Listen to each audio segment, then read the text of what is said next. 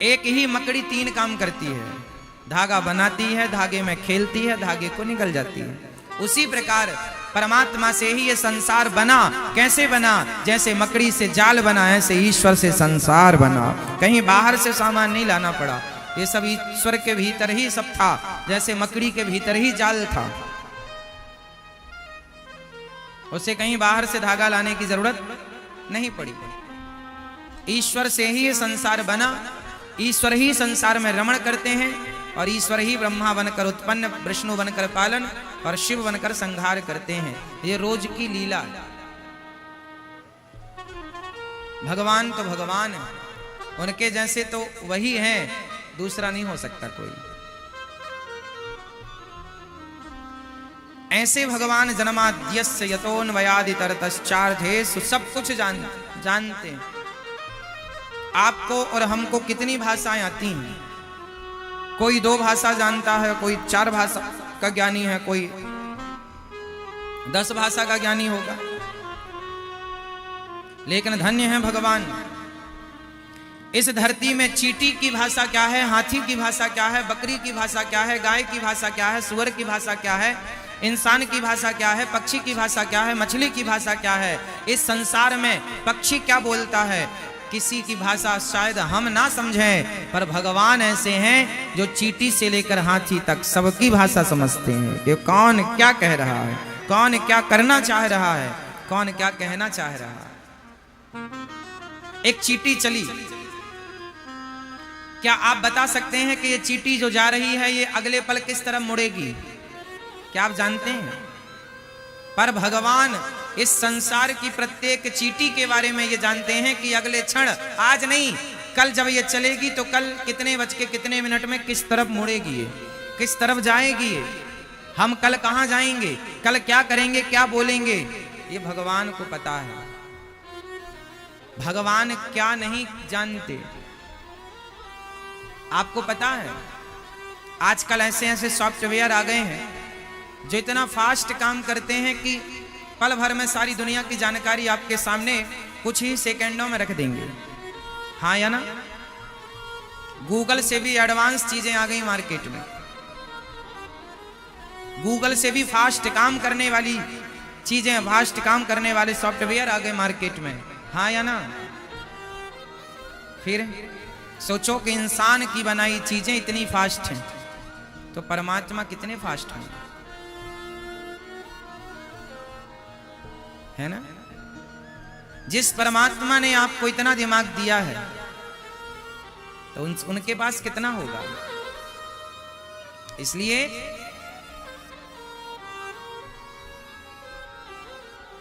बस यही है,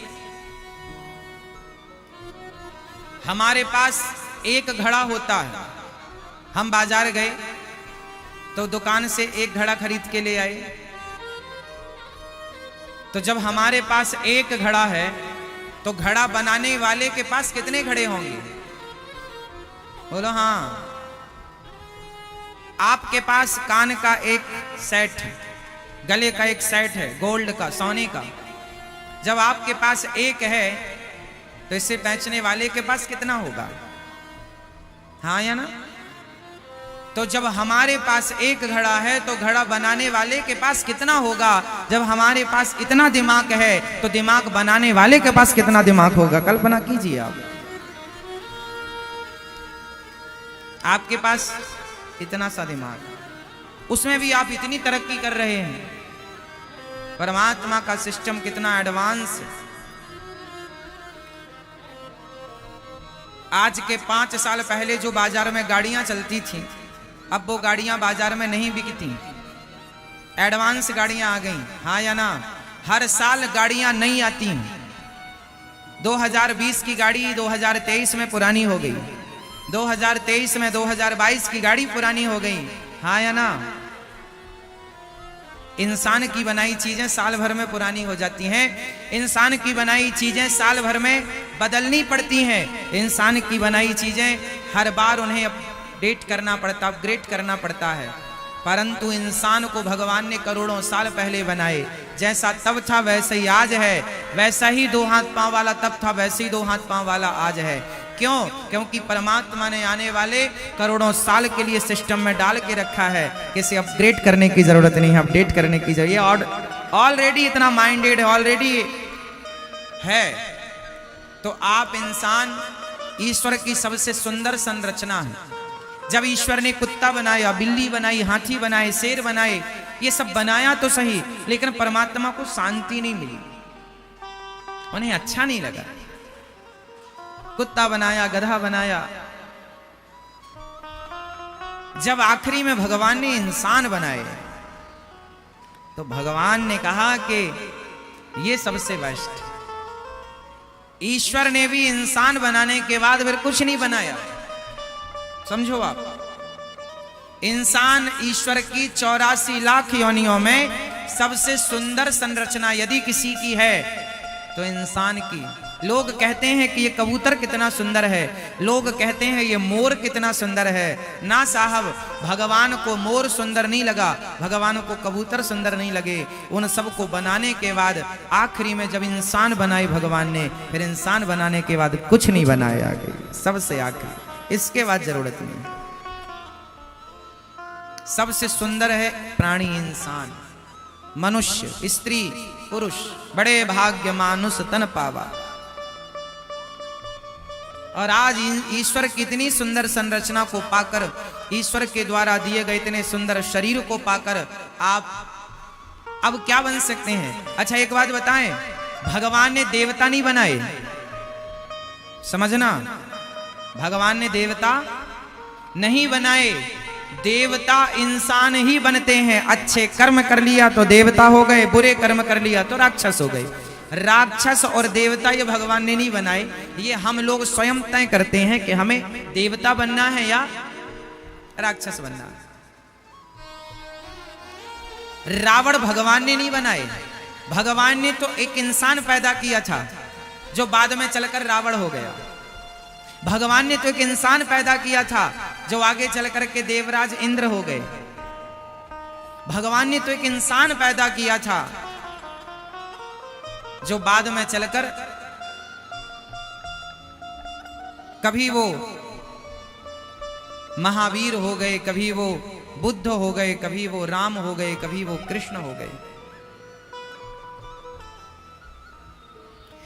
तो अब आपको, आप यहां बैठे हैं, मतलब आप इस स्थिति पर पहुंच चुके हैं कि अब आपको यह निर्णय लेना है कि आपको आगे क्या बनना है। कुत्ता बिल्ली तो बन चुके आप लोग, 84 लाख योनियां, 84 लाख सीढ़ियां पार कर चुके हम सब लोग। अब यहां से आगे हमें अब देवताओं के रास्ते चलना है या राक्षसों के रास्ते चलना है ना? अब ये निर्णय किसका होगा? ये निर्णय भगवान का नहीं होगा। लोग कहते हैं कि भगवान की इच्छा के बिना पत्ता नहीं हिलता, तो हम जो कर रहे हैं सब भगवान करा रहे हैं। हाँ, जो तुम कर रहे हो सब भगवान करा रहे हैं, लेकिन एक बात बताओ कि ईश्वर ने आपको बुद्धिमान बनाया है कि नहीं? सही गलत की समझ दी है कि नहीं?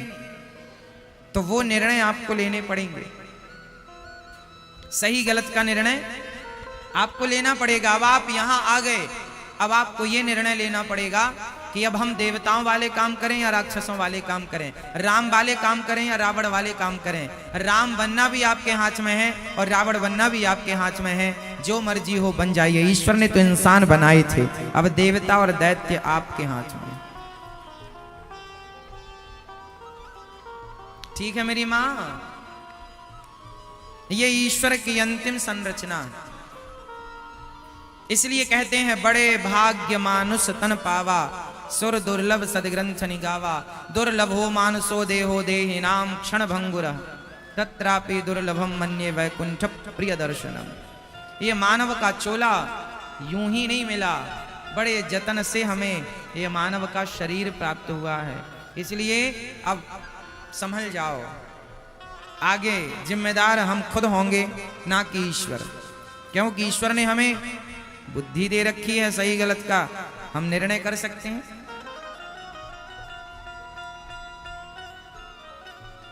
प्रिय भक्तों, भगवान सब कुछ जानते हैं। ऐसे भगवान जो त्रिशर्गो मृषा, जो तीनों गुणों से परे हैं, सत्व गुण, रजोगुण, तमोगुण, ये 3 गुण होते हैं। ये तीनों गुण से ईश्वर परे हैं। हम सत्व गुण और रजोगुण और तमोगुण के अधीन हैं। हम तीनों गुण के अधीन हैं। हम में 3 गुण और 5 तत्व हैं। हम में कितने गुण हैं? 3 गुण, सत्व गुण, रजोगुण और तमोगुण। या तो आप सात्विक होंगे, या तो राजस होंगे, या तामसी होंगे। और आप में गुण 5 हैं, गुण 3 हैं और तत्व 5 हैं। कौन कौन से तत्व हैं आप में? पृथ्वी, जल, वायु, अग्नि, आकाश। ये 5 तत्व और 3 गुण को मिलाकर ये ईश्वर ने ये मानव की रचना की है। और ये 8 चीजें सब में पाई जाती हैं, कुत्ता में, बिल्ली में, सब में, है ना। कुल मिलाकर ये कहना है कि भगवान सत्य स्वरूप हैं। इन भगवान की शरण ग्रहण करते हैं जिनमें, अब आप कहेंगे कि हम तो 5 तत्वों से बने हैं, तो क्या भगवान में भी 5 तत्व होंगे? पृथ्वी, जलवायु, अग्नि, आकाश? नहीं, भगवान दिव्य तत्वों से बनते हैं। पृथ्वी, जलवायु, अग्नि, आकाश से भगवान नहीं बनते। भगवान में सत्वगुण, रजोगुण, तमोगुण नहीं होता, भगवान में दिव्य गुण होते हैं। ऐसे भगवान को सत्य स्वरूप जानकर बारंबार नमस्कार करते हैं। प्रिय भक्तों, अच्छा ये बताओ, सबसे पहले जैसे ही आपने होश संभाला,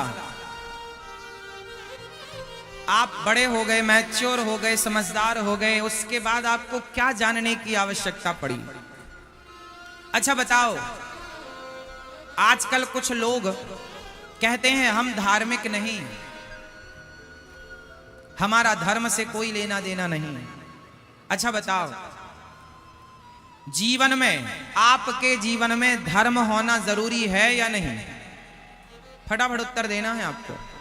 आपके जीवन में धर्म होना जरूरी है या नहीं? जोर से। जरूरी है। अच्छा, कितना जरूरी है धर्म?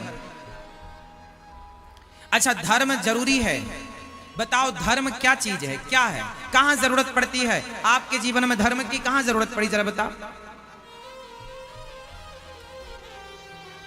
पूरे जीवन में धर्म की जरूरत पड़ती है। क्या आप उसे हमें बता पाएंगे, समझा पाएंगे? बताओ, जीवन में धर्म की जरूरत कहां कहां पड़ती है और धर्म कितने बारीकी से आपके अंदर समाया है। आज मैं धर्म को पूरा प्रकट करके दिखाऊंगा आपको। धर्म क्या है, कितनी जरूरत है। आप ये मान के चलो कि शरीर को जितनी जरूरत ऑक्सीजन की है, शरीर को जितनी जरूरत जल की है, भोजन की है, उतनी ही जरूरत जीवन में धर्म की है। अब आप कहेंगे कैसे, तो मैं आपको सिद्ध करके अभी बताऊंगा। पहले मेरी हर बात को समझने की कोशिश कीजिए। देखो जी, बातें बहुत कठिन होती हैं समझने में, पर हम समझाने की कोशिश करते हैं। आप लोग समझने की कोशिश कीजिए। और आप ये मत समझिएगा कह रहे महाराज जी तो कथा नहीं सुना रहे हैं। यही कथा है, धर्म का बोध हो जाना ही सबसे बड़ी कथा है। एक राजा थे, एक रानी थे। क्या ये कथा सुनना है आपको, या धर्म को गहराई से जानना है? राजा रानी वाली कहोगे तो राजा रानी वाली सुना दूंगा, पर धर्म की बातें जब गहराई से, जो आज तक आपने नहीं सुना, नहीं जाना, आप वो जानने के इच्छुक हो, तो मैं आपको वो जनाने की कोशिश करूंगा। राजा रानी की कहानियां तो दादी भी सुना देती है। ये भागवत जी का गहरा रहस्य है। आप ये मत सोचिए कि मैं भागवत जी से कहीं बाहर से बात कर रहा हूं, नहीं, ये सारी चीजें ग्रंथों में लिखी हैं, लेकिन चूंकि कठिन है समझने में, समझाने में, तो लोग इसे समझना नहीं चाहते और समझाना नहीं चाहते। छूट जाती हैं ये चीजें, और इतनी छूट गई कि ना इसके श्रोता बचे, ना इसके वक्ता बचे इन बातों के। इसलिए मैं आपको वो बातें समझाऊं जो आपके लिए हितकर हैं और बहुत गहरी हैं। जब आप समझेंगे तो आपको पता लगेगा कि वाह, हमने तो ये चीज कभी सोची ही नहीं, हमने तो इसके बारे में कभी ध्यान, हमारा मन गया ही नहीं, हमने कभी इस तरफ सोचा नहीं। आप जिस तरफ नहीं सोचते उस तरफ सोचने के लिए आपको कथा मजबूर करेगी। तो तैयार हैं, रेडी हैं? एक भी शब्द ना छूटे, इसकी तैयारी करके बैठो। मैं आपको बताता हूं कि धर्म कितना गहरा है और धर्म की जीवन में कहां कहां, कब कब जरूरत पड़ती है।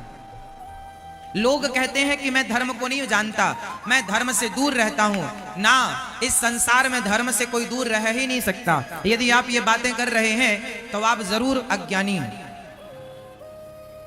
धर्म क्या है, अब इसे समझते हैं। चलो बताओ, देखो धर्म कितना गहरे से आपको बांध के रखा हुआ है धर्म ने, लेकिन आपने कभी विचार नहीं किया। आज विचार करेंगे आप लोग और धर्म को थोड़ा सा जानेंगे। धर्म को जानने के लिए तो बहुत समय चाहिए और बड़े बड़े ज्ञानी नहीं जान पाए कि धर्म क्या है, फिर भी थोड़ा सा जान पाओ तो पर्याप्त है। सुनो, कुछ सवाल रहेंगे मेरे, उत्तर आपको देना है। जो बात आप अपने पति से करती हैं, जो बात आप अपनी पत्नी से करते हैं, क्या वही बात आप अपनी मां से कर सकते हैं? उत्तर दीजिए। जो बात आप अपनी पत्नी से करते हैं और अपने पति से करते हैं, क्या वो बातें आप अपनी बहन से कर सकते हैं? जोर से नहीं। बस ये समझाओ अब आप हमें कि जो बात आप अपनी पत्नी से कह सकते हैं वो आप अपनी बहन से क्यों नहीं कह सकते? और नहीं कह सकते तो नहीं कहने के लिए आपको रोका किसने है?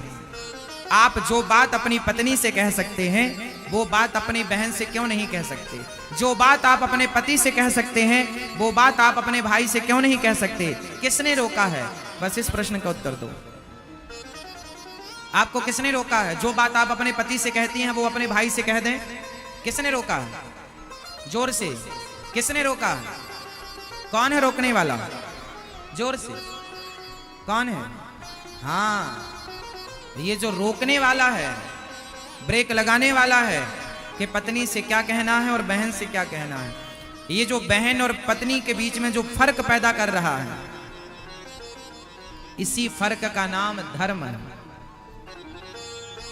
जिस दिन आपके अंदर वो फर्क मर जाएगा, जिस दिन वो आपके अंदर धर्म मर जाएगा, उस दिन एक भाई अपनी बहन को बहन ना समझकर उसके साथ दुराचार करेगा। जब तक दुराचार नहीं कर रहा है तो केवल इसलिए कि उसको धर्म ने रोक रखा है। हाँ या ना? ये है धर्म। इतनी गहराई से चलता है धर्म।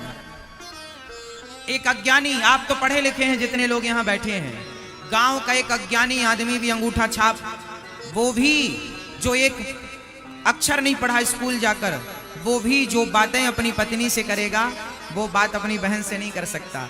क्यों? क्योंकि उसके भीतर धर्म अभी जिंदा है। धर्म ही ये फर्क बनाए रखा है कि ये बहन है, ये बेटी है, ये पत्नी है, ये मां है। हाँ या ना?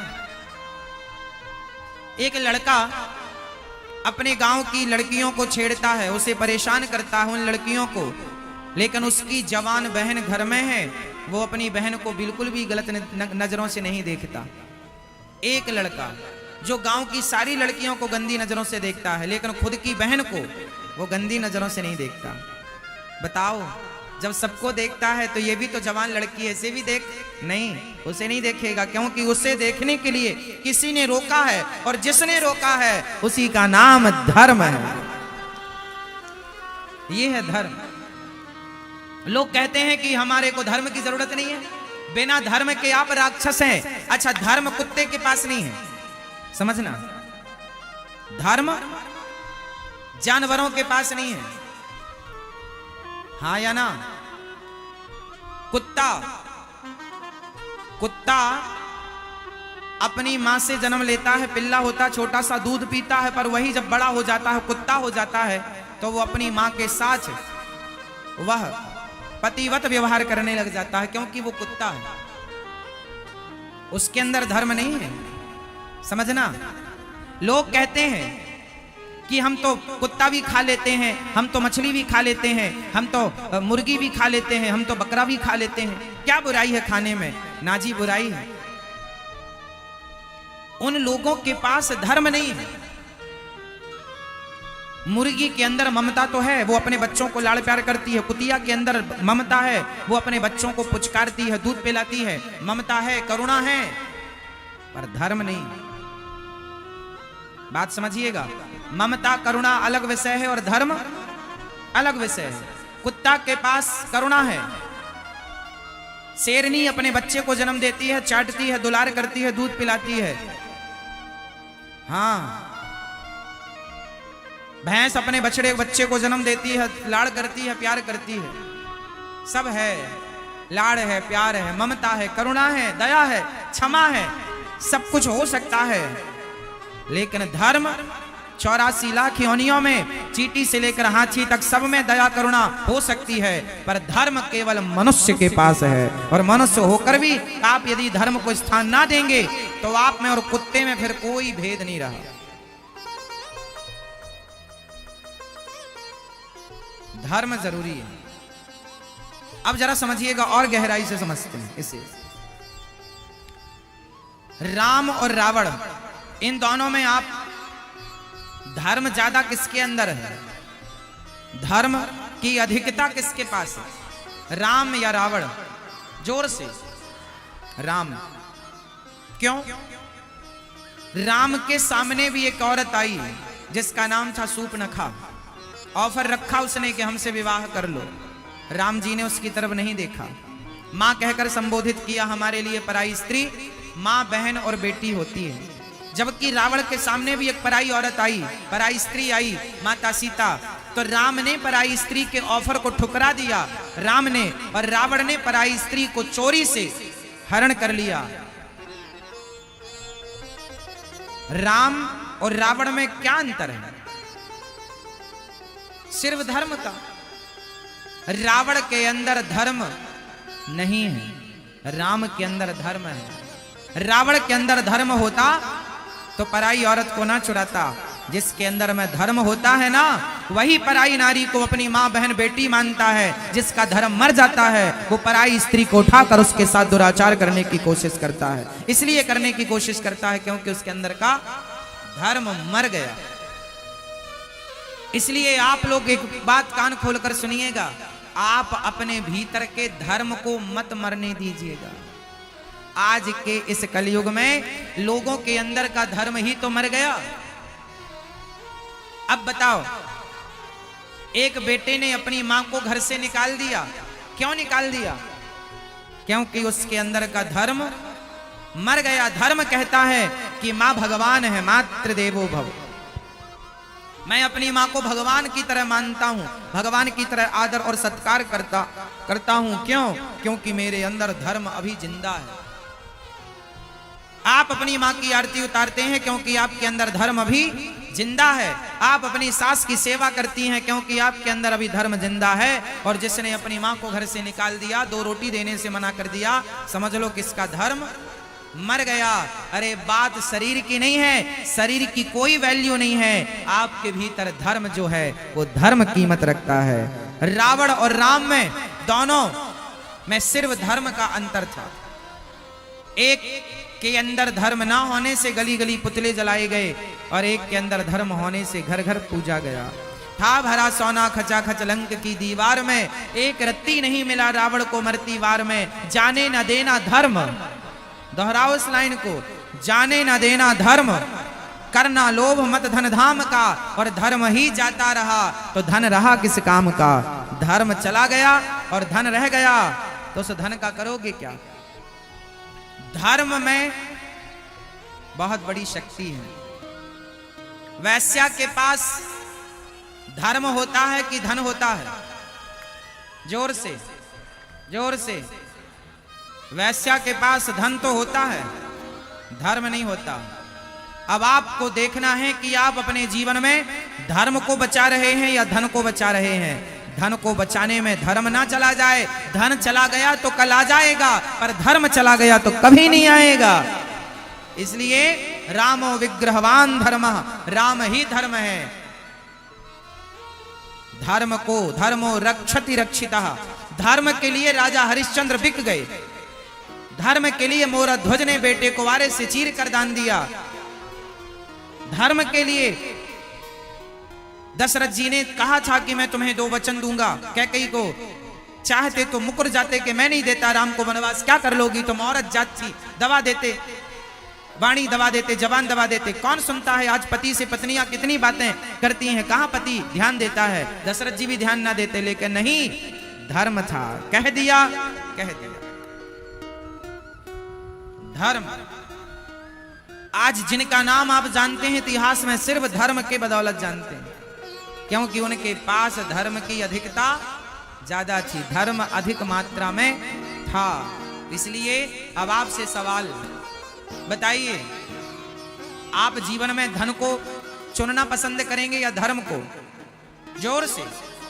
लेकिन आप में से कुछ लोग ऐसे होंगे जो 2-2 रुपए के लिए अपना धर्म छोड़ देते हैं, बेच देते हैं। अरे झूठ बोल दिया, 25-25 पैसे के लिए लोग झूठ बोल रहे हैं बाजार में आज, हाँ या ना? अरे झूठ बोलकर पैसा कमाओगे, वो पैसा खर्च हो जाएगा। अच्छा, सच बोलना धर्म है कि झूठ बोलना? जोर से। इसलिए धर्म का पालन कीजिए, करना होगा धर्म का पालन तो सच के साथ रहना पड़ेगा। और जो सच के साथ रहते हैं, सच मीन्स धर्म, धर्म न दूसरा सत्य समाना, सच मीन्स धर्म, सच मीन्स दया, दया धर्म का मूल है, पाप मूल अभिमान। इसलिए सत्य ना छोड़िए, धर्म ना छोड़िए। जो धर्म नहीं छोड़ता, भगवान कहते हैं जो धर्म नहीं छोड़ेगा उसे मैं कभी नहीं छोड़ूंगा, और जो धर्म छोड़ देगा उसे मैं छोड़ दूंगा। इसलिए जीवन में क्या होना चाहिए मेरी मां? धर्म, धर्म है। अब आप बाजार में घूम घूम कर देखिए, अपने अंतःकरण को झांक कर देखिए अपने भीतर को, कि आपके पास कितना % धर्म रह गया है और कितना % आपने धर्म की हत्या कर दी है। जब धर्म की हत्या हो जाती है तब भगवान का जन्म होता। परित्राणाय साधूनां विनाशाय च दुष्कृतां धर्म संस्थापनार्थाय संभवामि युगे युगे। धर्म की स्थापना करने के लिए ही भगवान, ये है धर्म। इसलिए आप लोग अपने धर्म को बचाइए। आप लोग क्या कहते हैं? अरे हमारा धर्म तो हिंदू धर्म है, सनातन धर्म है। अरे ये तो है, पर तुम्हारा पर्सनल भी जो धर्म उसे तो बचाओ। माता की सेवा करना तुम्हारा धर्म है, पत्नी का, पति का ख्याल रखना तुम्हारा धर्म है, बच्चों को संस्कार देना तुम्हारा धर्म है। ये सब धर्म कौन फॉलो करेगा, कौन अपनाएगा, कौन निभाएगा? कोई आपसे पूछता तुम्हारा धर्म क्या? हम हिंदू धर्म, हिंदू धर्म, हिंदू। इससे आगे तुम्हें कुछ आती नहीं। क्या धर्म है तुम्हारा? सनातनी, हम सनातन धर्म। इसके आगे कुछ जानती नहीं हो, ना कुछ जानना चाहते हो। इसके आगे पीछे भी धर्म की कोई परिभाषाएं हैं, वो समझना पड़ेगी। हमारे धर्म का नाम है सत्य सनातन धर्म। सनातन होता है पुराना, सनातन मतलब होता है पुराना, और सत्य मतलब होता है सत्य। सत्य मतलब ईश्वर। सत्य बोलना ही हमारा धर्म है। गोस्वामी जी ने 2 परिभाषाएं बहुत अच्छी दी हैं धर्म की। एक तो मैया, ओ मेरी माँ, नींद आ रही है? आज दोनों अलग अलग बैठी हैं मैया, पंचायत ना हो इसलिए।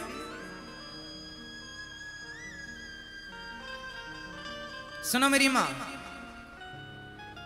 धर्म क्या है? पहले धर्म न दूसर सत्य समाना। सत्य बोलना ही धर्म है, और जो सत्य बोलता है वही सनातनी है। जो झूठ बोले वो काहे का सनातनी?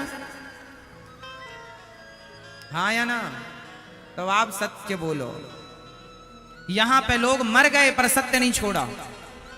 दशरथ जी मर गए, सत्य नहीं छोड़ा। हरिश्चंद्र बाजार में बिक गए, पत्नी भी। अब बताओ आज कौन पति अपनी पत्नी को बाजार में बेचेगा? आज कौन पति अपने बेटे, कौन पूर्व पिता अपने बेटे को, 5 साल के बेटे को बाजार में बेचेगा? धर्म के लिए बेचे, धर्म के लिए खुद बिक गए। खुद एक राजा, कौन राजा ऐसा होगा जो किसी डॉम के घर जाकर के और शमशान में नौकरी करेगा? मुर्दा जलाने का टैक्स लेगा, कफन निकालेगा, और वहां मुर्दे के लिए जो भोजन लाके रखते हैं घर वाले, वो खाकर अपना गुजारा किया। हरिश्चंद्र ने डॉम के हाथों बिक गए। डॉम मतलब जो शमशान में जो मुर्दा इत्यादि जलाने का कफन लेता है उसे डॉम कहते हैं। उस जमाने में कहा जाता था, आज के जमाने में अब जो कहते हो। तो डॉम के हाथों बिक गए हरिश्चंद्र। कौन राजा? हरिश्चंद्र पूरी पृथ्वी के राजा थे। सारी पृथ्वी के सप्तद्वीप वतीम महीम, सारी पृथ्वी के राजा थे। लेकिन वो राजा किसके कारण बिक गए? सत्य के कारण। धर्म ना चला जाए, सत्य ना चला जाए। पहले के लोग सत्य को बचाते थे। भैया हम झूठ नहीं बोलेंगे, 1 करोड़ रुपया दोगे तो भी झूठ नहीं बोलेंगे। पर आज का आदमी 54 में झूठ बोलने को तैयार है, 25 पैसे में। मतलब आज का आदमी इतना हल्का हो गया है।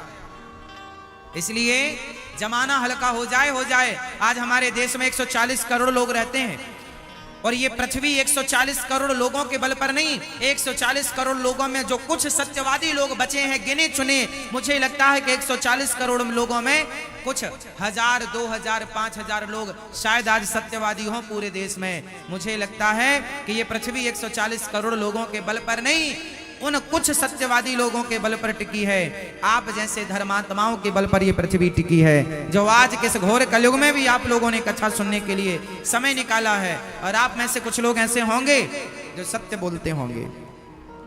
आप लोगों में से वो मैया को जगाना, प्यार से जगाना, लाल साड़ी वाली मैया, मैया ओ मेरी माँ, लो जगाए भी नहीं जग रही है। ठीक हो मेरी माँ, राम राम, एक नींद हो गई मस्त, ठीक है। अब हम तुम्हें जगाएं की कथा सुनाएं। मैया सुनो, कुल मिलाकर समझना यह है कि हमें अपने धर्म पर अडिग रहना है। प्राण चले जाएं पर धर्म ना जाए, और धर्म चला गया हमारा तो फिर हमारे पास बचा क्या? ये शरीर, ये हाड़ मांस की कोई कीमत है क्या? ये शरीर चमड़े की कोई कीमत है क्या? कीमत तो सिर्फ धर्म की है। इसलिए जमाना भले झूठ बोले, जमाना भले बेईमान हो जाए, बेईमानी करे, पर ये धरती आप जैसे कुछ धर्मात्माओं के बल पर टिकी है, आप जैसे कुछ अच्छे और सच्चे लोगों के बल पर टिकी है। इसलिए ये मत कहना कि हमारा पड़ोसी तो झूठ बोलता है, तो ये पृथ्वी तुम्हारे पड़ोसी के बल पर नहीं, तुम जैसे आज भी इस धरती पर कुछ अच्छे और सच्चे लोग बचे हैं। आज बताइए, आज कितना भ्रष्टाचार है हमारे देश में, लेकिन आपको आश्चर्य होगा कि इस भ्रष्टाचार वाले देश में आज भी कुछ ईमानदार लोग हैं। हर फील्ड में कुछ ना कुछ हाँ गिने चुने मिलते हैं, चाहे सरकारी डिपार्टमेंट हो, प्राइवेट डिपार्टमेंट हो, कहीं भी यदि 100 लोग भ्रष्ट हैं, 99 लोग भ्रष्ट हैं, तो एक कोई ईमानदार आज भी काम कर रहा है हर जगह। और ये पूरा सिस्टम उन 99 भ्रष्ट लोगों के बल पर नहीं, उस एक सच्चे और अच्छे व्यक्ति के बल पर टिका हुआ है पूरा सिस्टम। ये पृथ्वी कुछ गिने चुने अच्छे लोगों के बल पर टिकी है, और अच्छे लोगों के कारण टिकी है, वरना कब की रसातल में चली जाती है। इसलिए जमाना धर्म छोड़ दे, जमाना सत्य छोड़ दे, आप ना छोड़ना। कितने लोग अपने धर्म पर अड़िग रहेंगे और सदा अपने धर्म का पालन, अपने माता पिता की सेवा करना, अपने कर्तव्यों का निर्वहन करना, जो आपका काम है उसे ईमानदारी से करना ही आपका धर्म है। आप एक डॉक्टर हैं तो मरीज को भगवान मानकर उसका इलाज करना, बिना पैसे के लालच के उसका स्वास्थ्य ठीक करना। आजकल मार्केट में ये होता है कि आप पहले पैसा जमा करो, बचे ना बचे चूल्हे में जाइए, हमें तो पैसे से मतलब है। फिर क्या होता है? ये नहीं, ये धर्म नहीं है। धर्म ये है कि भाई पैसा हमें 2 रुपए कम मिले। बताओ पैसा कीमती है या जिंदगी कीमती है? कुछ लोग पैसा बनाते हैं, कुछ लोग जिंदगी बचाते हैं। पैसा बनाने वाले डॉक्टरों के बल पर नहीं, जिंदगियां बचाने वाले डॉक्टरों के बल पर यह धरती टिकी हुई है। तो इसलिए कुछ धर्मात्माओं के बल पर टिकी हुई है। इसलिए धर्म सब जगह चाहिए। आप एडवोकेट हैं, कई बार एडवोकेट गलत को जिता देते हैं, सच को हरा देते हैं, लेकिन आपको ऐसा बनना है कि आप सदा सच की रक्षा करें, आपको झूठ को ना जिताना पड़े। आप जिताएं तो केवल सच को जिताएं।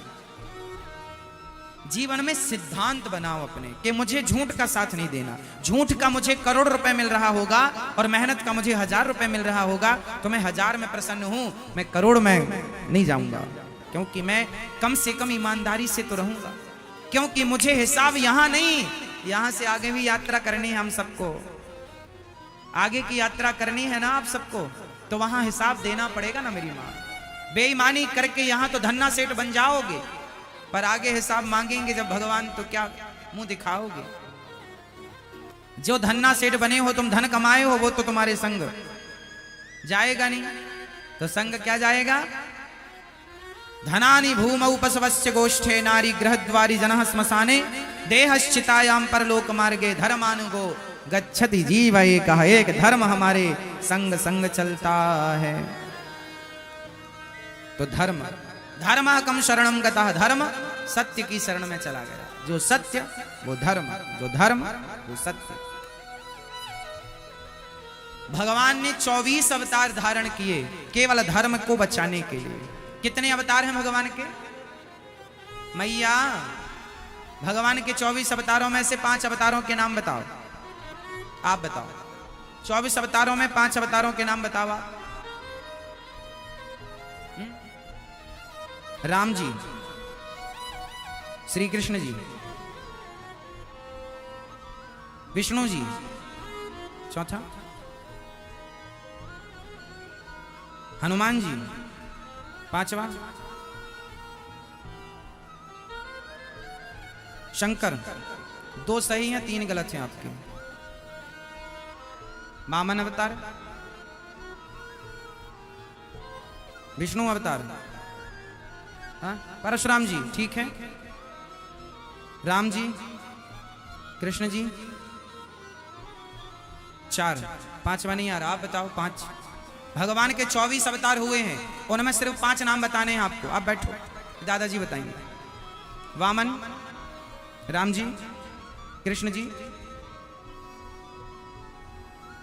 परशुराम जी,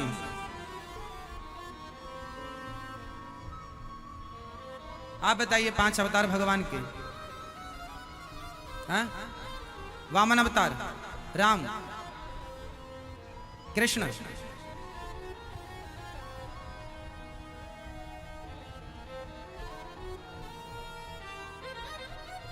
चलो देखिए, ये हमारी स्थितियां हैं हिंदुओं की। हम ऐसे हिंदू हैं कि हम अपने ही जानकारी नहीं रखते। सनातन धर्म खतरे में क्यों है?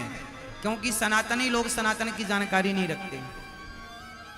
आपको मुसलमान से पूछो, वो अपने अल्लाह के बारे में सब बताएगा। ईसाई से पूछो, वो सब बताएगा अपने धर्म के बारे में। लेकिन हिंदुओं से पूछो, कुछ नहीं। जो वेश है वो आपके पास तैयार नहीं है। कोई आपसे पूछे कि भगवान के अवतार कितने हैं, नहीं याद है। हीरो हीरोइन के नाम याद हैं।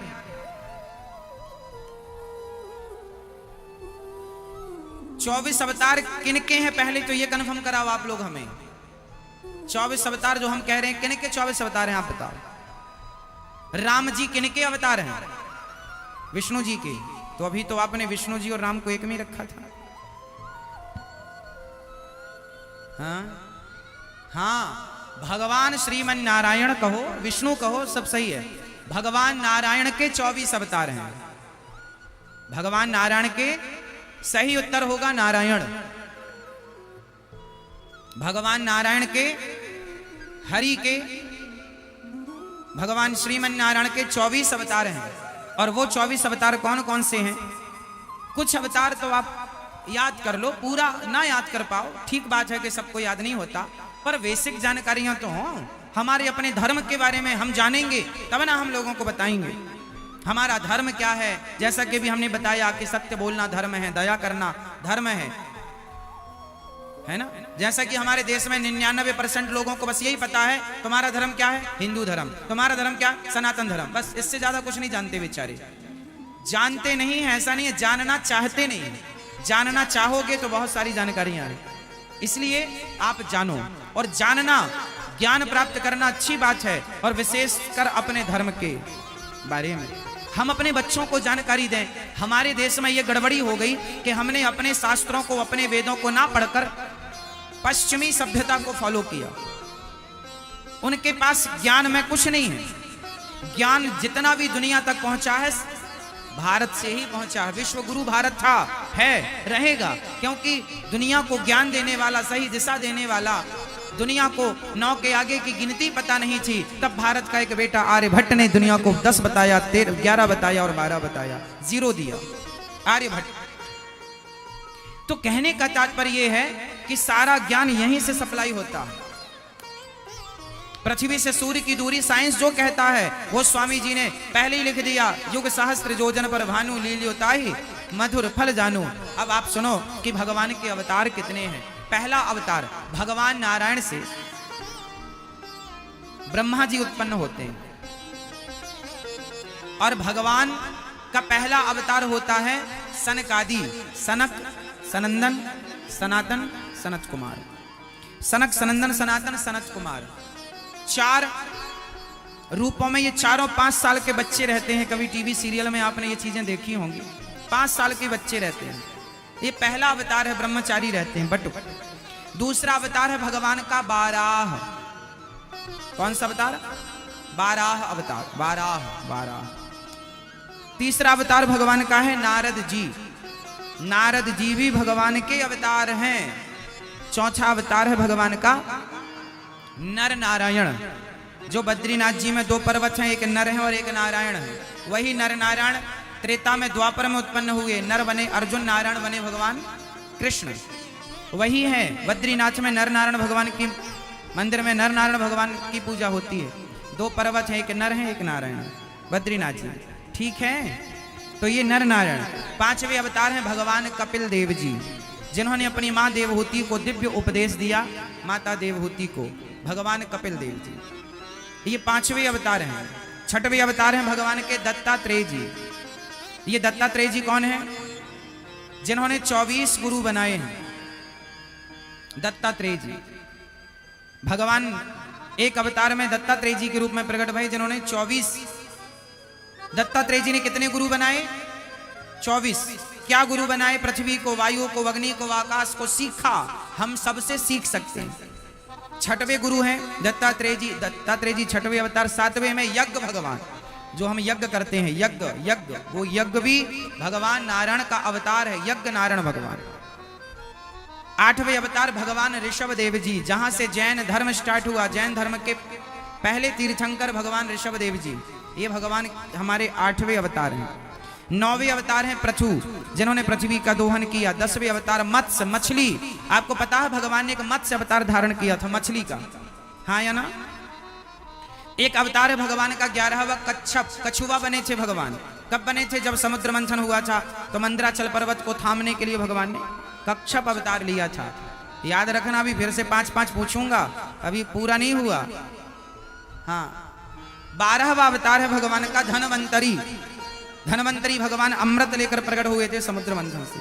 13वां अवतार है भगवान का मोहिनी। भगवान ने एक मोहिनी अवतार धारण किया था।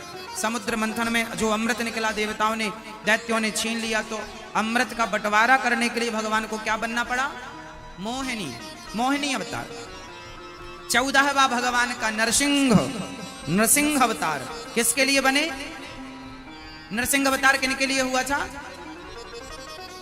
नरसिंह अवतार किन के लिए हुआ था? किस भक्त के कारण हुआ था नरसिंह अवतार? किसके लिए? हाँ, भक्त प्रहलाद के लिए।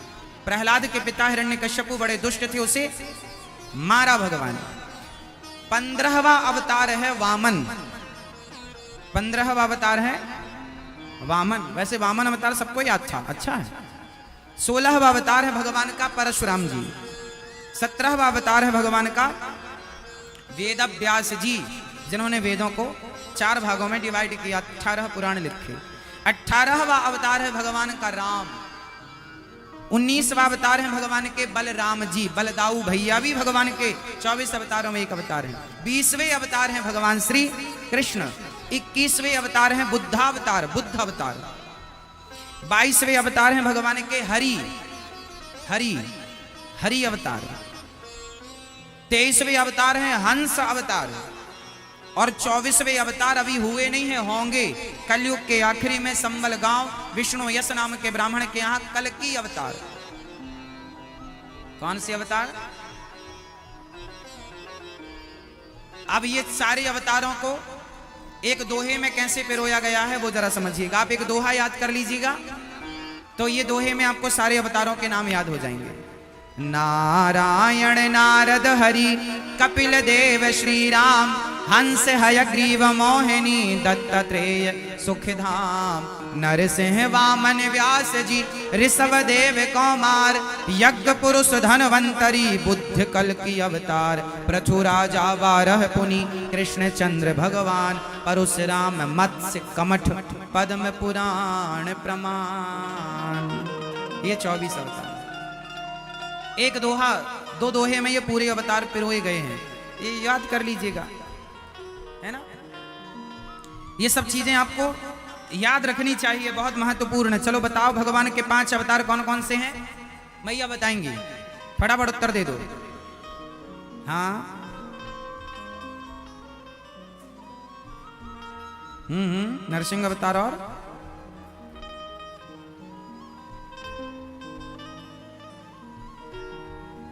और हो गए 5।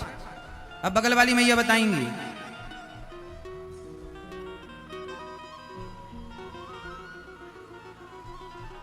ठीक है, अब तो ज्यादा हो गए आप लोगों के। अच्छा है, इसलिए सत्संग जरूरी है। और ये सब चीजें बच्चों को बताओ, अपने धर्म के बारे में समझाओ, ज्ञान दो बच्चों को। जितना ज्यादा जानेंगे, जितना नॉलेज, देखो ज्ञान अथाह होता है और हमारे पास जितना हो उतना अच्छा है, ज्यादा से ज्यादा। क्यों जी? ज्ञान बढ़ाने में कोई नुकसान तो नहीं है, इसलिए इसे बढ़ाओ, है ना। आप बताओ 5 अवतार फटाफट।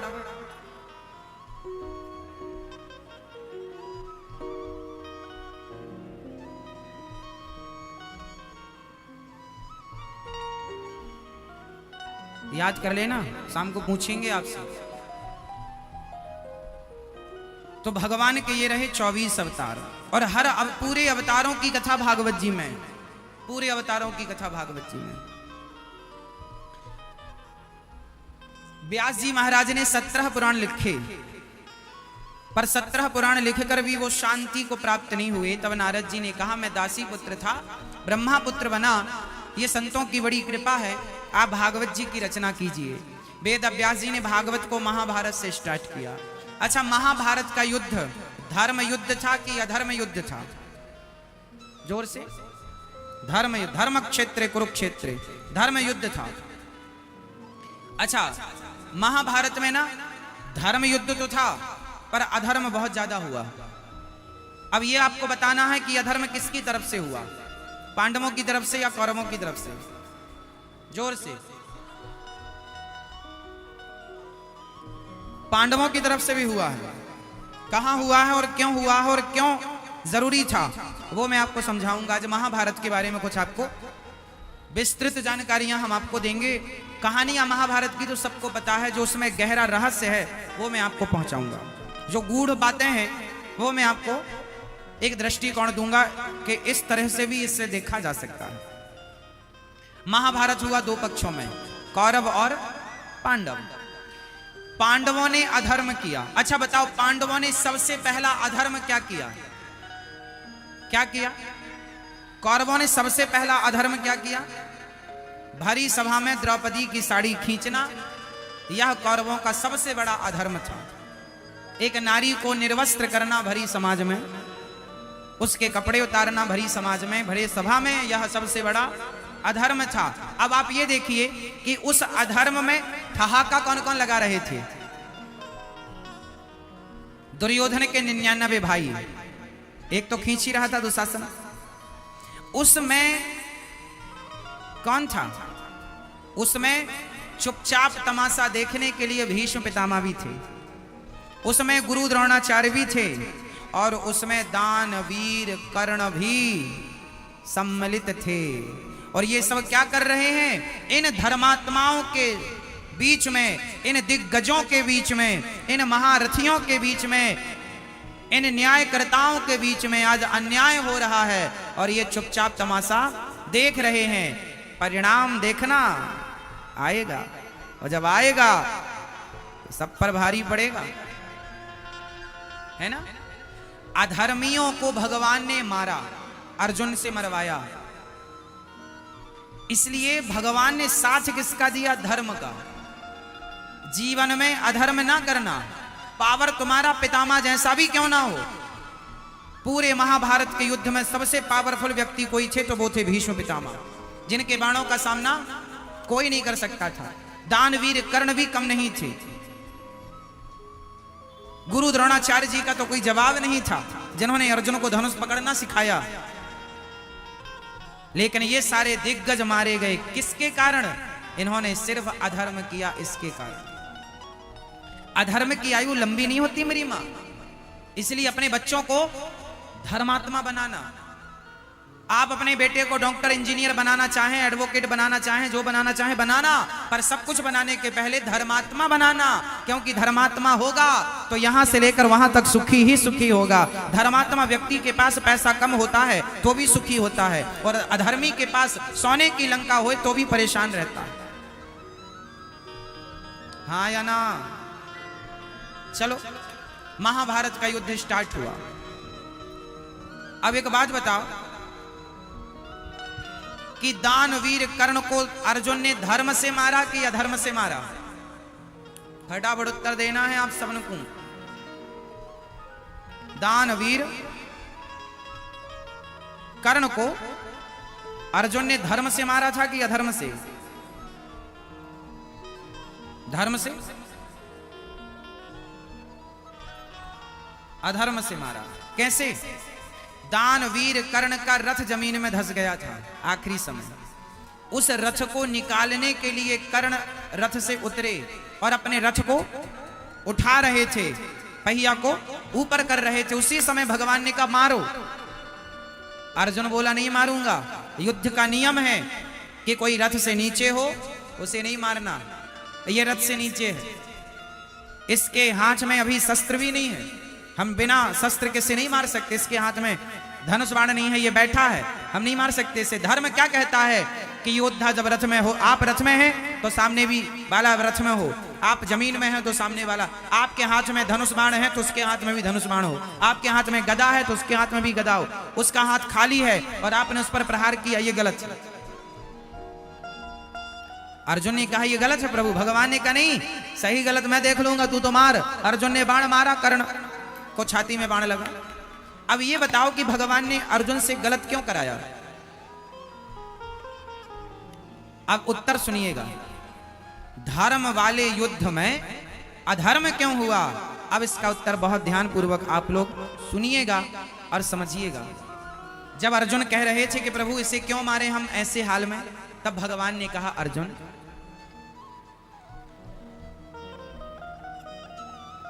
जब भरी सभा में द्रौपदी की साड़ी खिंच रही थी तब कर्ण ने क्या कहा था?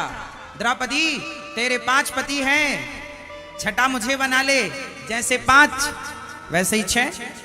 ये बात किसने कही थी? किसने कही थी? कर्ण ने। अब बताओ क्या किसी स्त्री से यह कहना सही है कि तेरे 5 पति हैं, छठा मुझे बना ले? क्या यह धर्म है? जोर से, जोर से, क्या यह धर्म है? तो अधर्म किया कर्ण ने, पहला। दूसरा, अभिमन्यु एक छोटा सा बच्चा था, 18 से 20 साल की उम्र रही होगी। उसे 7 महारथियों ने मारा मिलकर, उसमें एक कर्ण भी थे और वो निहत्था था। तो जब ये उसे मार रहे थे तब इन्होंने धर्म का सहारा लिया था कि नहीं जी ये अधर्म है।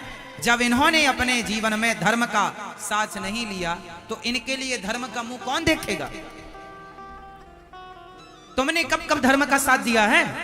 जब तुमने साथ नहीं दिया तो हमसे उम्मीद करते हो कि हम तुम्हें धर्म से मारें? तुमने कब कब धर्म का पालन किया है? भरी सभा में द्रौपदी की साड़ी खिंचती रही, क्या तुम्हें यह नहीं कहना चाहिए था मित्र दुर्योधन ये गलत? पांडवों को तुमने जुआ में जीत लिया, ये सही है, यहां तक ठीक समझ में आता, चलो सब सही है। लेकिन एक नारी, एक अबला नारी, एक असहाय, एक बेबस नारी को तुम उसको समाज में बाल पकड़ के घसीटवा रहे हो और उसके कपड़े उतारने का आदेश दे रहे हो, ये गलत। क्या ये बात कर्ण नहीं कह सकते थे? क्या इनको धर्म का ज्ञान नहीं था? क्या इनको नीति नियम का, कानून का ज्ञान नहीं था?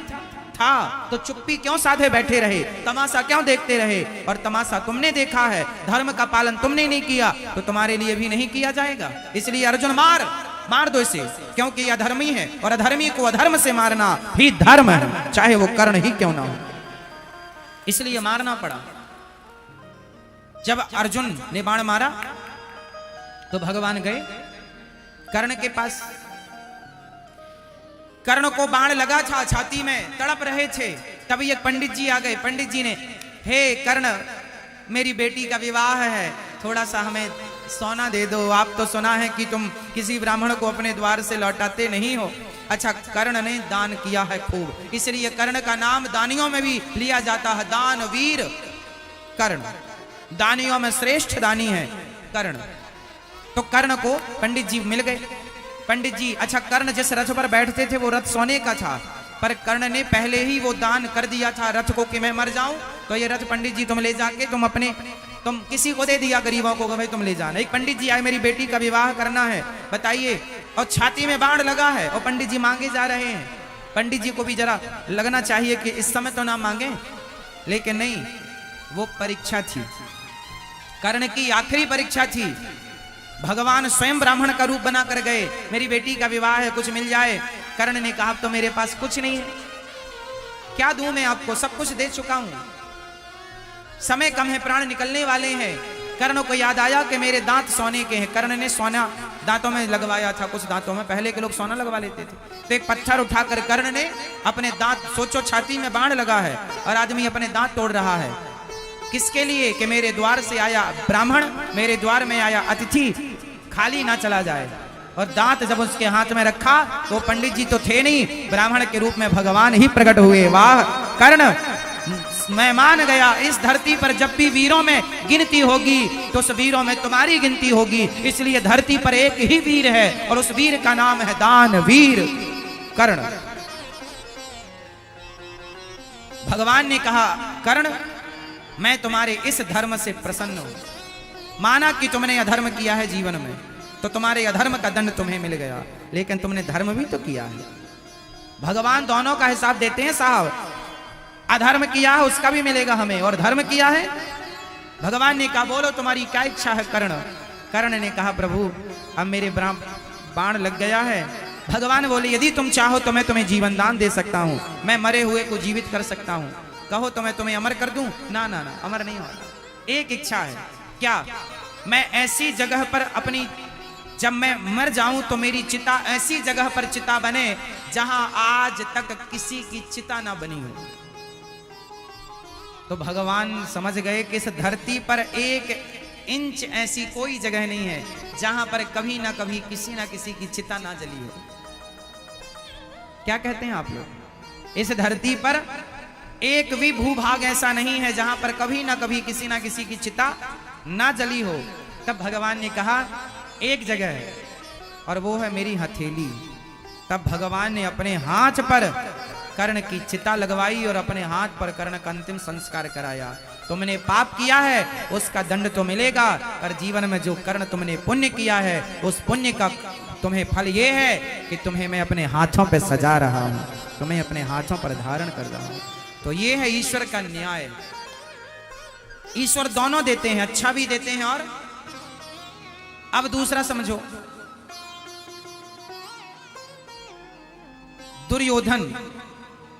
दुर्योधन का आखिरी युद्ध किससे हुआ था जरा बताओ? दुर्योधन को मारा किसने था? मैं ये बताओ, दुर्योधन को किसने मारा था? अर्जुन ने। अर्जुन ने। कर्ण ने। हाँ, मैं ये बता, पीछे वाली मेरी मां, दुर्योधन को किसने मारा था? भीम ने। कहां मारा था? कहां मारा था? जांघों में। क्या मारा था? गदा। गदा का नियम है कि गदा जांघों में नहीं मारा जाता, कमर के नीचे आप गदा का प्रहार नहीं कर सकते, युद्ध का नियम होता है, गदा युद्ध का। ये रूल्स थे उस जमाने में, महाभारत में सब कुछ लिखा हुआ है। इसलिए फेसबुक व्हाट्सएप से थोड़ा समय निकाल के ग्रंथों को पढ़ा करो।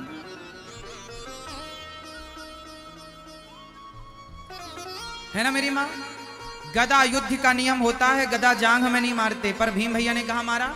जांघ में।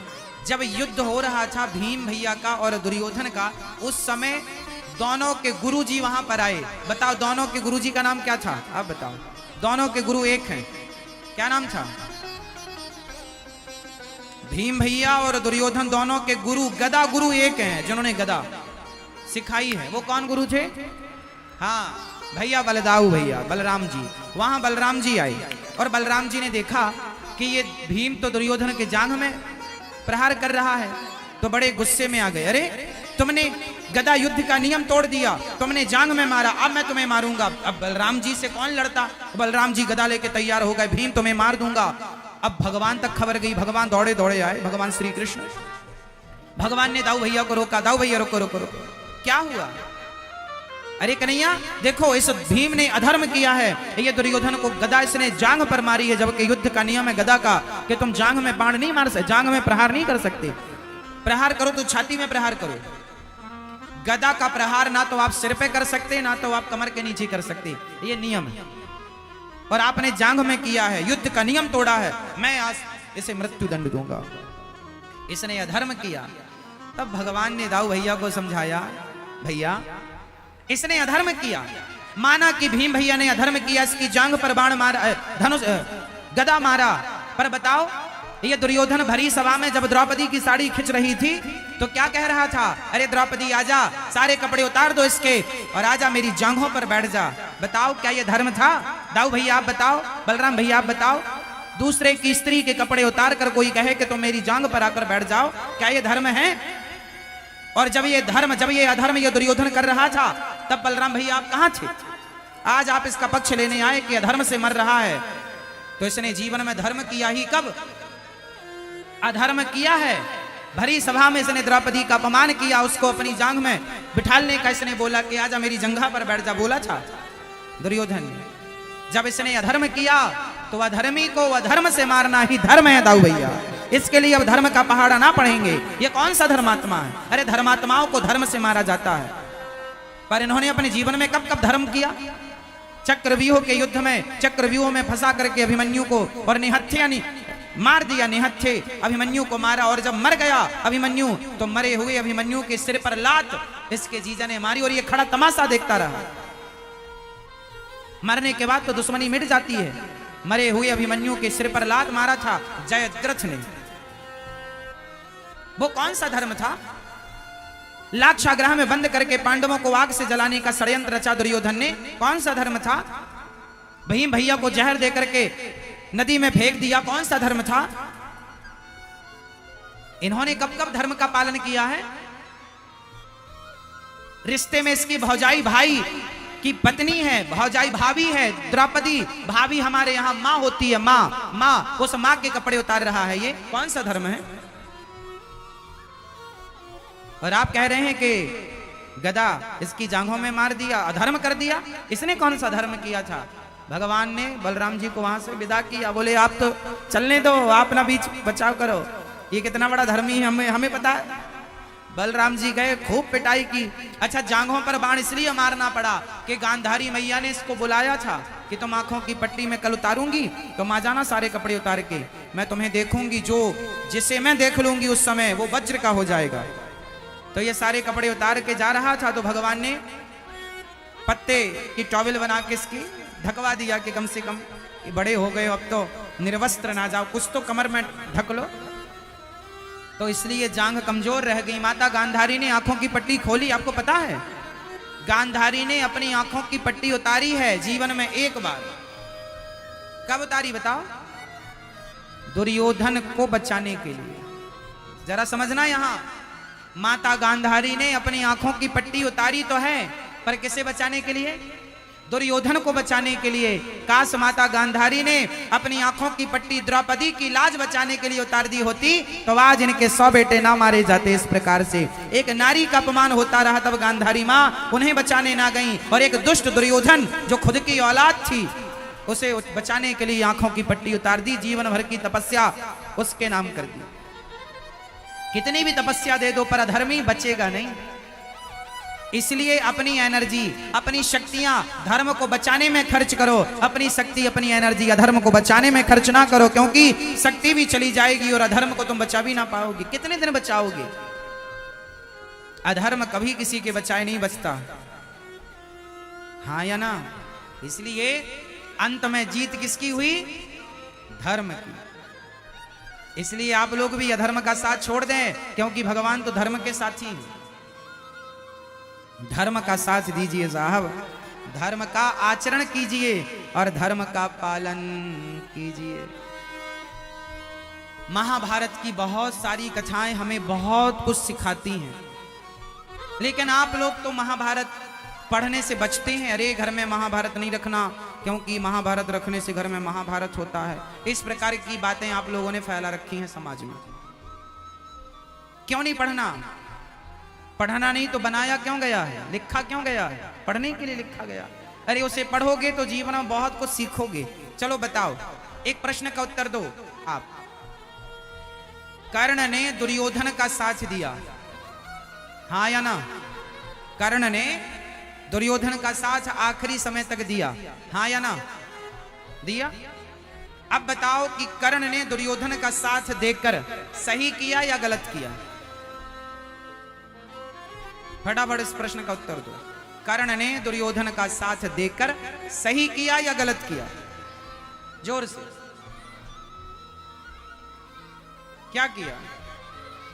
सही है या गलत? जबकि कर्ण ने तो केवल अपनी दोस्ती का, अपने दोस्त मित्रता का फर्ज निभाया है। कर्ण की दुर्योधन से थी दोस्ती, दोनों दोस्त थे, सखा थे, मित्र थे। इन्होंने तो सिर्फ अपनी मित्रता निभाई है। तो कर्ण ने अपने मित्र दुर्योधन की मित्रता निभाकर सही किया कि गलत किया? फटाफट उत्तर दो। हाँ, सही या गलत? हाँ, सही। यदि कोई कहे कि सही किया क्योंकि दोस्ती निभाना सही है, तो आज मैं यहां जरा सी बात कहूंगा, आप समझ जाएंगे। आप भी दोस्ती निभाते होंगे, दोस्ती निभाना गलत नहीं है, दोस्ती तो निभाना चाहिए, दोस्ती निभाना सही है। पर यहां एक विचार करने की बात है, और वो बात यह है कि आप अपने दोस्तों की मदद कीजिए, आप अपने दोस्तों का साथ दीजिए, लेकिन दोस्तों का साथ सही में दीजिए, गलत में ना दीजिए। यदि आपका दोस्त सही है, सही रास्ते पर है, तब तो आप उसका साथ दीजिए। यदि आपका दोस्त भरी सभा में किसी महिला के वस्त्र उतारने का कहे, तो आपको कहना चाहिए कि मित्र ये गलत है, मैं आपका दोस्त हूं, मैं आपका साथी हूं, संगी हूं, साथ दूंगा, जान दूंगा आपके लिए, लेकिन ये गलत है। क्या मित्र का धर्म नहीं था कि वो अपने मित्र को समझाए कि मित्र ये गलत है? क्या आप अपने दोस्त को समझाएंगे नहीं कि ये गलत है? अरे सच्चा मित्र वही है जो अपने मित्र को गलत रास्ते पर जाने से रोक ले कि मित्र ये गलत है, तू ना कर, वरना इसका परिणाम बुरा होगा। अरे परिणाम क्या होगा? ये बात कर्ण भली भांति जानते थे। कर्ण कोई अनपढ़ नहीं थे, कर्ण बहुत समझदार, बहुत योग्य थे, हर नीति जानते थे कर्ण। इसलिए पितामह भीष्म की और कर्ण की पटती नहीं थी। आपको पता था, जब तक भीष्म पितामह सेनापति थे तब तक कर्ण को युद्ध करने की परमिशन नहीं दी थी। वो तो जब बाण लग गया, पितामह धराशायी हो गए, तब सेनापति बनाया गया कर्ण को। भीष्म पितामह कर्ण को, अब आप कहेंगे कि भीष्म पितामह कर्ण को क्यों नहीं? क्योंकि भीष्म पितामह जानते थे दुर्योधन पितामह की बात नहीं मानता था, लेकिन कर्ण की बात मानता था। तो भीष्म पितामह कर्ण से बोला करते कि तेरा मित्र तेरी बात मानता है, हमारी नहीं मानता, तो तू उसे गलत रास्ता क्यों बताता है? तू गलत में रोकता क्यों नहीं है? भाई तेरी बात मानता है और तू धर्म को जानता है, तो सही रास्ता बताना उसे। लेकिन नहीं, कर्ण ने भी कभी सही रास्ता नहीं बताया। कर्ण ने कभी दुर्योधन को सही गाइड नहीं किया, सही रास्ता नहीं बताया। जो शकुनी कहते गए, जो दुर्योधन कहता गया, कर्ण साथ साथ साथ साथ चलते रहे। नहीं, कभी तो बोलना था कि ये गलत है। तो क्या दोस्ती का अर्थ ये है कि आप जो करें हम साथ दें? नहीं, जो सही है उसमें आप साथ दें, जो गलत है आप उसमें साथ ना दें। ये दोस्ती, अपने मित्र को गलत से बचाएं कि मित्र इसका परिणाम गलत है। लेकिन बहुत सारे गलत निर्णय हुए हैं, वो आपके जीवन में ना हो, इसलिए गलत निर्णय वहां हुए हैं। बहुत कुछ शिक्षा है। जो व्यक्ति महाभारत पढ़ लेगा, जो महाभारत समझ लेगा, गृहस्थी चलाने के लिए महाभारत समझना, जिंदगी जीने के लिए महाभारत समझना, और जिंदगी में सही निर्णय, सही डिसीजन लेने के लिए महाभारत सबसे श्रेष्ठ है। हिंदू धर्म का, केवल हिंदू नहीं, इस धरती के हर धर्म के धार्मिक पुस्तकों में सबसे बड़ा इतिहास यदि कोई है, 1,00,000 श्लोकों का इतिहास महाभारत है। ऐसी कोई कथा नहीं है वेदों में, पुराणों में जो महाभारत में ना हो। जो महाभारत में नहीं होगा वो कहीं नहीं होगा, समझो। हर सिद्धांत महाभारत में। हिंदू धर्म की सबसे बड़ी पुस्तक यदि आपसे पूछी जाए कि हिंदू धर्म का सबसे बड़ा ग्रंथ कौन सा है, तो क्या बोलेंगे? महाभारत। कितने श्लोक हैं महाभारत में? 1,00,000 श्लोक। जब दुनिया पढ़ना नहीं जानती थी तब हमारे यहाँ लोग वेद पुराण पढ़ते थे। हमारा देश इतना शिक्षित था कि हमारे यहाँ इस धरती की सबसे कठिन भाषा बोली जाती थी घर घर में, जिसका नाम संस्कृत।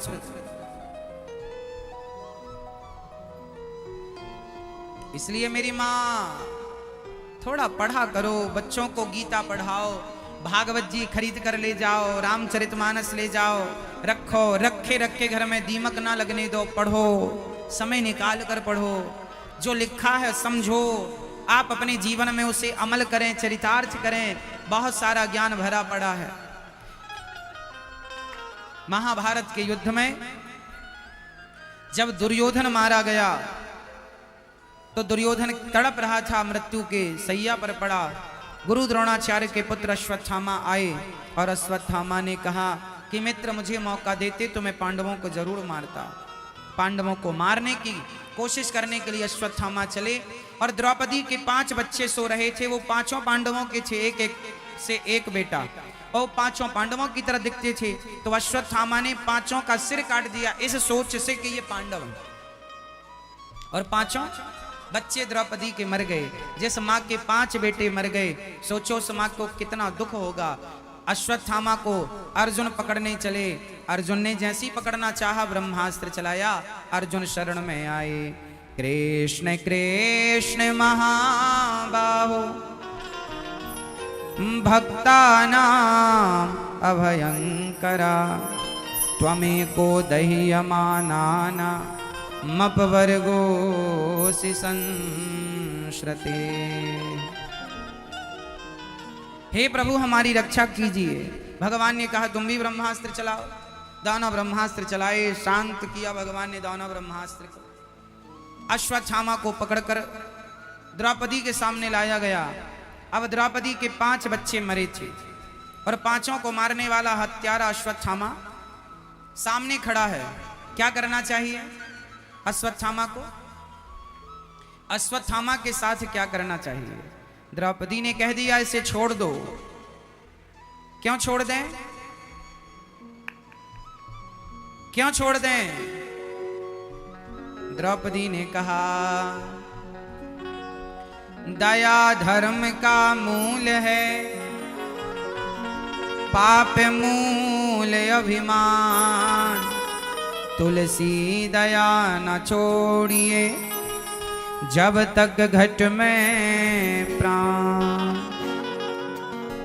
दया धर्म का मूल है, हमें दया नहीं छोड़नी चाहिए। क्या नहीं छोड़ना चाहिए? द्रौपदी के 5 बच्चे मर गए और हत्यारा सामने खड़ा और द्रौपदी कहती है इसे छोड़ दो, दया ही धर्म है। और हमें अपना धर्म नहीं छोड़ना चाहिए। द्रौपदी कहती हैं इसे छोड़ दो, क्योंकि द्रौपदी माँ है और माँ के अंदर सबसे अधिक करुणा, सबसे अधिक दया होती है। तो आप अपनी माँ की सेवा करते हैं कि नहीं? आप में से कितने बच्चे ऐसे हैं जो अपनी माँ के चरण दबाते हैं, पांव दबाते हैं? आपकी माँ है? ओ भैया, पांव दबाते हो? अरे आप दबाते हो अपनी माँ के पांव? नहीं। और अपने बेटे से उम्मीद कर रहे हो कि तुम दबाओ? कहां आपकी माँ? क्यों नहीं दबाते माँ के पांव?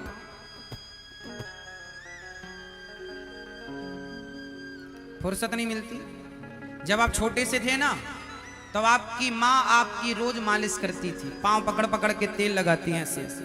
आपकी हड्डियां मजबूत है ना तो माँ के बल पर हैं। अच्छे से अच्छा तेल ला के तुम्हारी क्या की, मालिश की, पांव पकड़ पकड़ के मालिश की। तुम मालिश नहीं करवाते थे, जबरदस्ती तुम्हारी माँ लिटा लेती थी अपने गोद में और तुम्हारी मालिश करती थी। लोई करती थी, लोई जानते हैं ना, आटे की, मैल ना लगे मेरा बेटा गोरा हो जाए। माँ क्या नहीं करती? क्या तुम्हें अब ये ऋण नहीं चुकाना है? हर बच्चे को अपनी माँ का ऋण चुकाना चाहिए। माँ ने तुम्हारी मालिश की, तुम्हारे पांव दबाए हैं माँ ने, और आज बड़े हो जाने पर तुम अपनी माँ के पांव नहीं दबाते। समय नहीं है महाराज, समय, अरे समय नहीं है, ये क्या सवाल हुआ कि समय नहीं है? समय होता नहीं है साहब, निकालना पड़ता है अपनी जिम्मेदारियां पूरी करने के लिए। निकालो समय अपनी माँ के लिए, सेवा करो, पांव दबाओ, बैठो 2 मिनट माँ के पास। माँ क्या चाहिए, क्या जरूरत है, हम क्या आपकी सेवा करें, क्या चाहिए? बूढ़ी हो गई है माँ तो समय से दवाई तुमने लिया कि नहीं? दबाओ, सिर दबाओ, चरण दबाओ, हाल चाल लेते रहो, थोड़ा पास में बैठते रहो, माँ को हंसाते रहो, खुश रखो अपनी माँ को। हर बेटे का ये धर्म है। लेकिन आज के कुछ बच्चे ऐसे हैं, जरा सा पैसा आया, जरा सा काम धाम स्टार्ट किया, अरे महाराज जी हम तो व्यस्त हैं, समय नहीं है। माँ के लिए नौकरानी लगा दी हमने, 4 नौकर हैं हमारे माँ की सेवा के लिए। हाँ तो पत्नी से प्यार करने के लिए भी 4 नौकर रख लो। तुम तो व्यस्त हो, पत्नी से प्यार तुम लोग करते रहे ना, हम थोड़ा काम व्यस्त हैं ज्यादा। पत्नी से प्यार खुद करेगा और माँ के लिए नौकर। थोड़ा सा समय निकालो। पूरी व्यवस्थाएं बिगड़ गई हैं देश की। हर बेटा अपनी जिम्मेदारी पूरी करता तो वृद्धाश्रम बनाने की जरूरत ना पड़ती।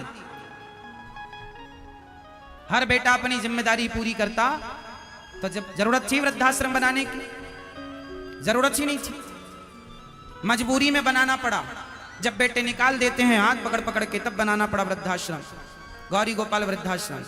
हम तो माता, हम इतने व्यस्तता में भी सेवा माँ की रोज, आज भी हमने माँ के पास जाकर सभी माँ के, आप एक माँ की सेवा करते हो, हम रोज माँ के चरण दबाते हैं। 264 माताएं हैं और रोज चरण दबाते हैं किसी न किसी माँ के पास जाके। 10-20 माँ की सेवा रोज करते हैं, तब जाकर के 264 माताओं की सेवा एक हफ्ते में लगभग हो जाती है। चरणों की सेवा रोज हम पांव दबाते हैं माँ के, समय निकालते हैं। हम भी व्यस्त होते हैं, आप लोगों से ज्यादा व्यस्तता हमारी है, फिर भी हम व्यस्ततम समय से समय निकालते हैं अपनी जिम्मेदारी पूरी करने के लिए।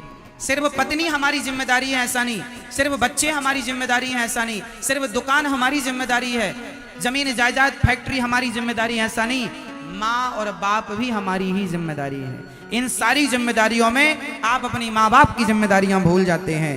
आपको याद रखना चाहिए कि जितनी जिम्मेदारी दुकान की, फैक्ट्री की, परिवार की, पत्नी की, पति की है, उतनी जिम्मेदारी माँ की है।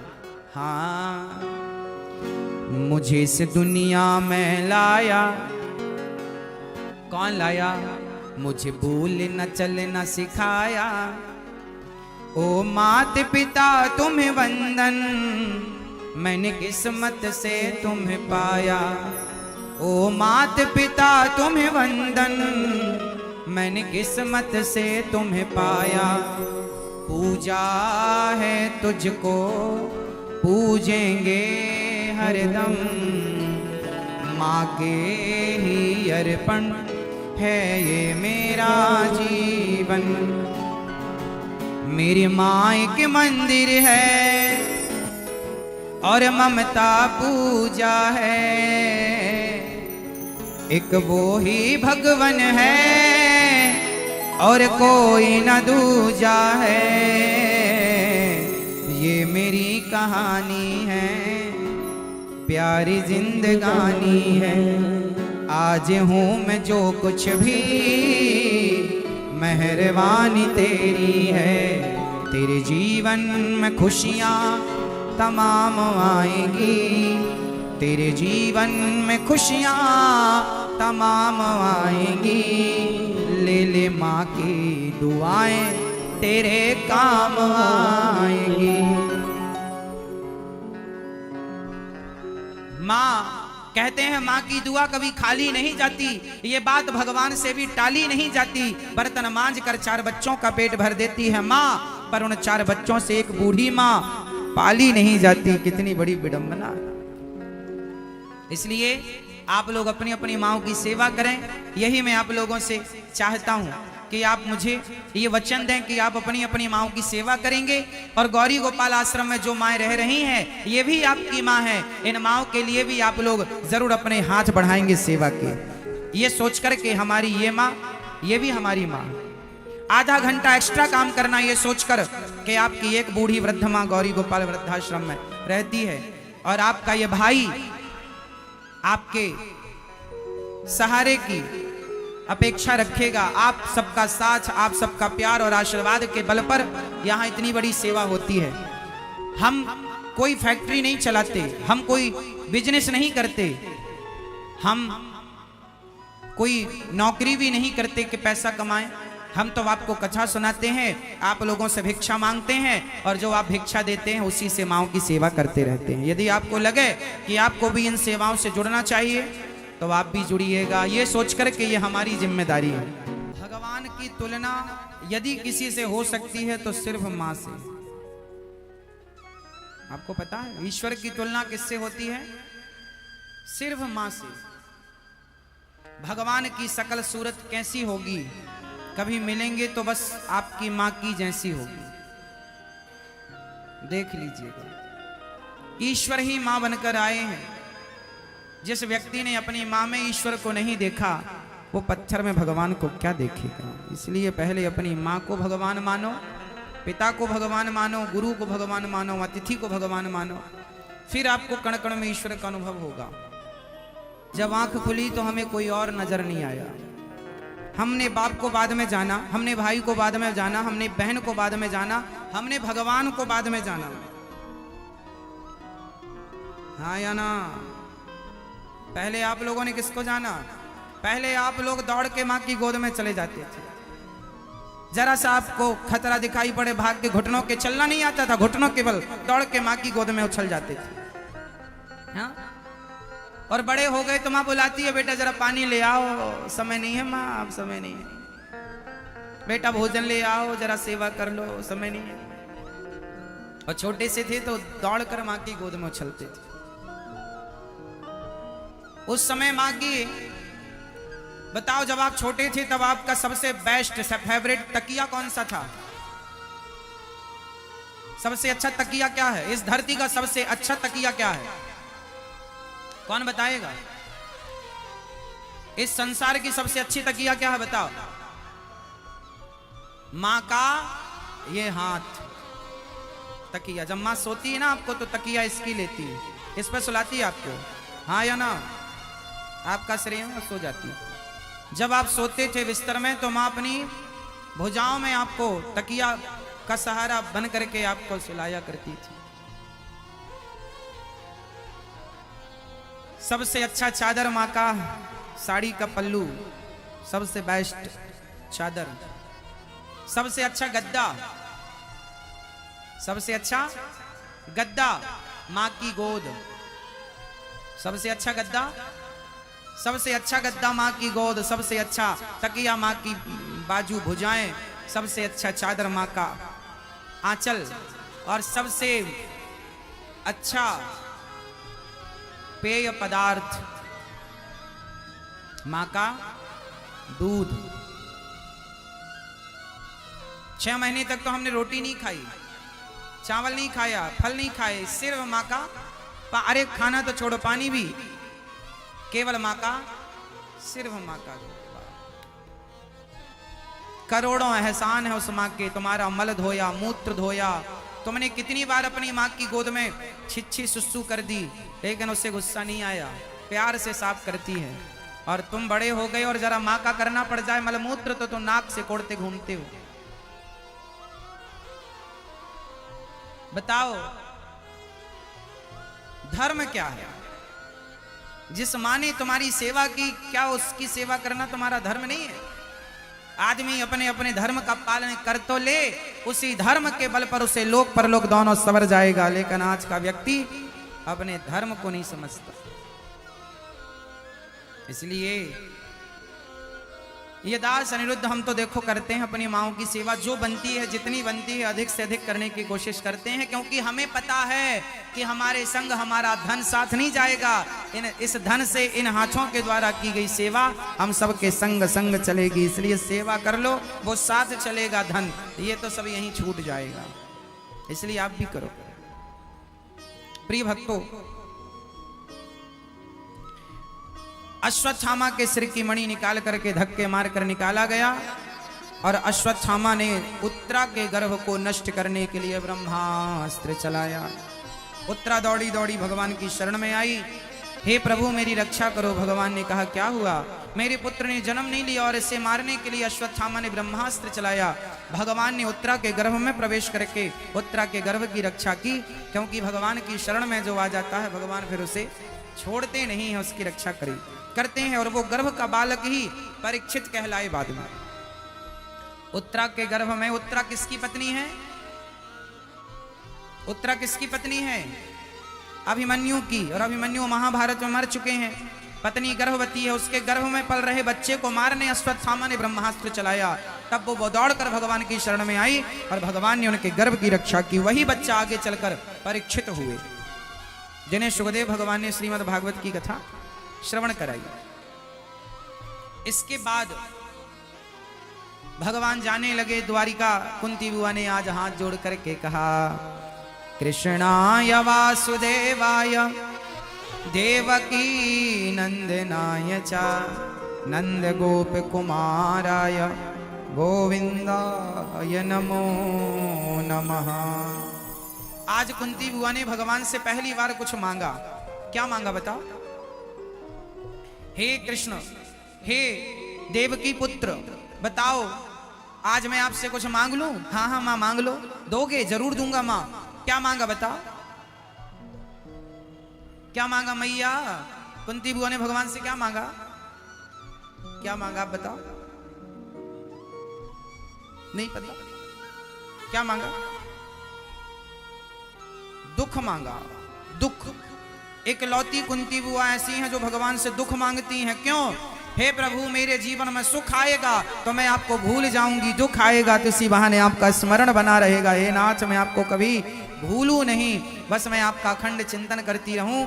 हे नाथ मैं आपको कभी ना भूलूं, ये वरदान मांगा माता कुंती ने। हे नाथ मैं आपको कभी, बोलो हे नाथ मैं आपको कभी भूलूं नहीं।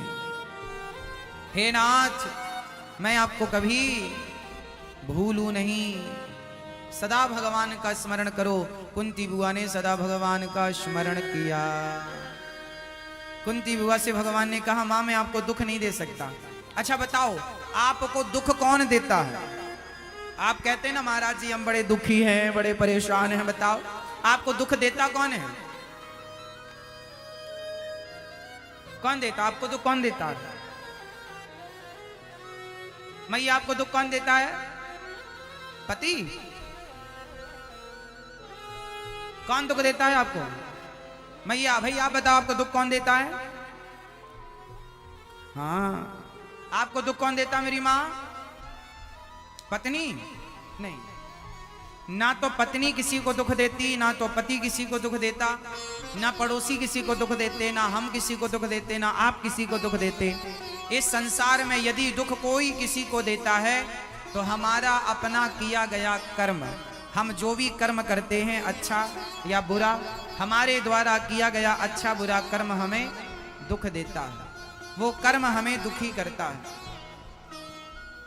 और हम दोष किसको देते हैं? भगवान ने हमें दुख दिया। भगवान कभी किसी को दुख देते ही नहीं, व्यक्ति अपने कर्मों का फल भोगता है और दोष भगवान को देता है। काल ही कर्म ही ईश्वर ही मिथ्या दोष लगाए। भैया आपको दुख किसने दिया? हमारे अपने कर्मों ने। जो हम कर्म करते हैं अच्छे या बुरे, वो हमें अच्छा या बुरा फल देते हैं। भाई पेड़ बोए बबूल का तो आम कहां से आए? जो बोया है वही तो काटेंगे। आपके जीवन में यदि दुख है तो वो आपके ही किसी जन्म का कर्म दंड है। भीष्म पितामह को बाणों की सैया पर लेटना पड़ा, हाँ या ना? बताओ क्यों लेटना पड़ा? भीष्म पितामह को बाणों की सैया पर इसलिए लेटना पड़ा क्योंकि भीष्म पितामह ने कुछ जन्म पहले, बहुत जन्म पूर्व, पहले जन्म में उन्होंने एक सांप को, सर्प को कांटों के ढेर में फेंक दिया था। किसे? सांप को कांटों के ढेर में फेंक दिया किसने?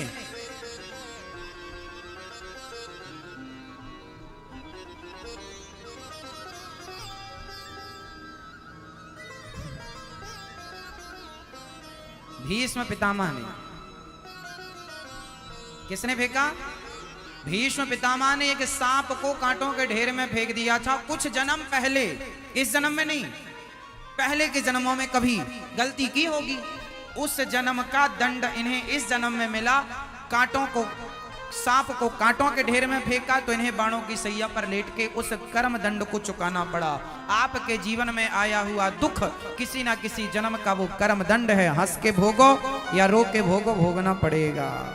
आपकी पत्नी अच्छी है, बुरी है, आपका बेटा अच्छा है, बुरा है, यह भी कर्म दंड है।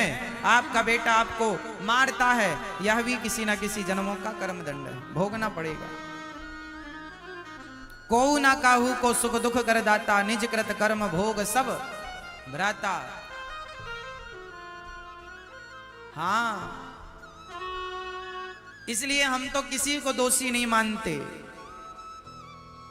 हमारे जीवन में आने वाला हर कष्ट उसका जिम्मेदार मैं स्वयं हूं।